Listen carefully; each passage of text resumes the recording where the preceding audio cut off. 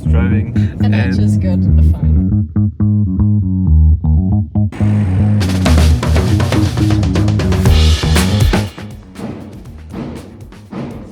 They tried to open our door.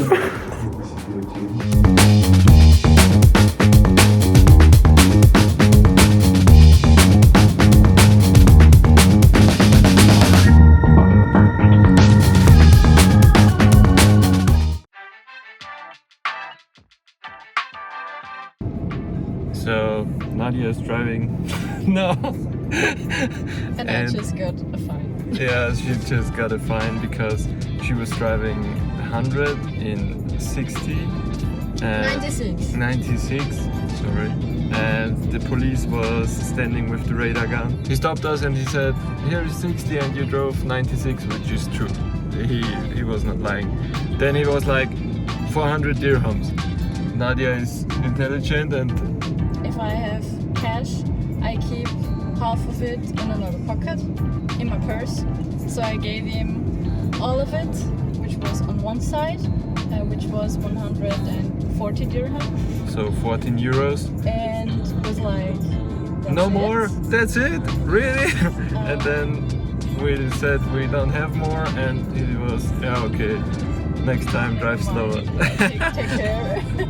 Keep some spare money in another pocket.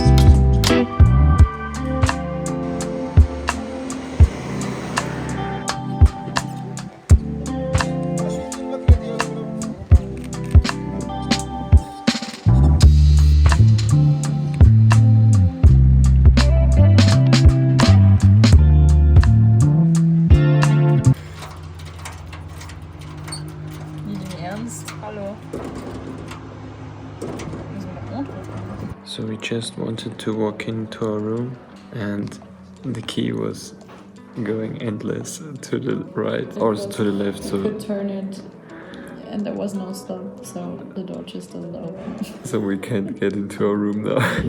And they call a guy which fixes it, I guess. We should have fixed it before because it was broken before. Problem, but they say now it's even worse. So we are currently in the living room waiting for key and for the key guy to show up.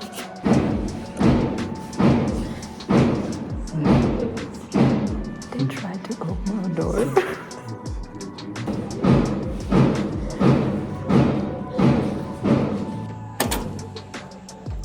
They had to swap out the whole block, this whole part here.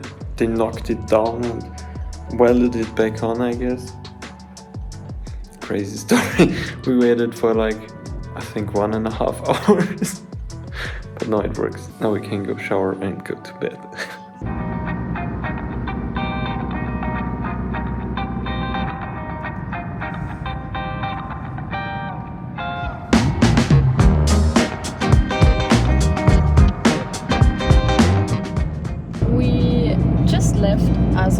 Which is a city between the desert, Suga, and Chefchaouen, where we are heading to.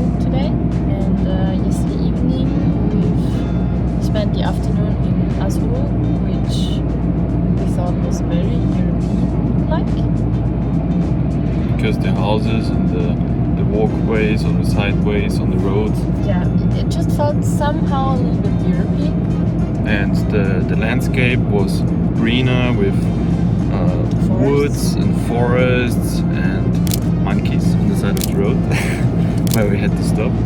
We just came through the town of Ifran, which is really European. I looked it up back at home and it was written that it's somehow like a Swiss city in Morocco, so we thought we're gonna drive through and we'll check it out.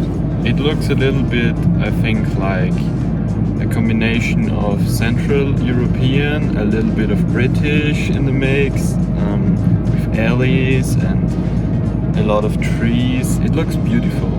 All these white stripes are mountains of onions.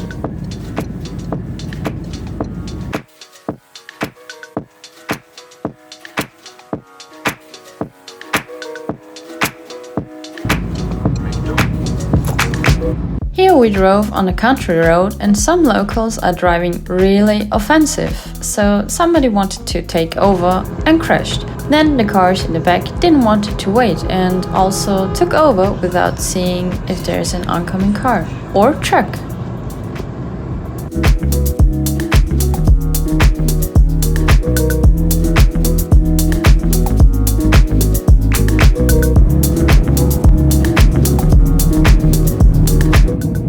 Realized that we drove 1,300 kilometers with one tank of fuel. We use, I think, 3.5 liters per 100 kilometers. Yeah, it's really crazy. We are used to 300 kilometers to 400 kilometers with the Tesla. But we still make brakes. P-brakes everywhere. On our way north, we came across these ruins. This huge area of 42 hectares was an ancient town called Volubilis. It was founded in the 3rd century and was developed under the Roman Empire. Today, this place is one of the best preserved examples for Roman colonial towns and, as we saw, a popular site for visiting. As we were leaving, we found a shortcut to the parking lot where we've parked a rental car.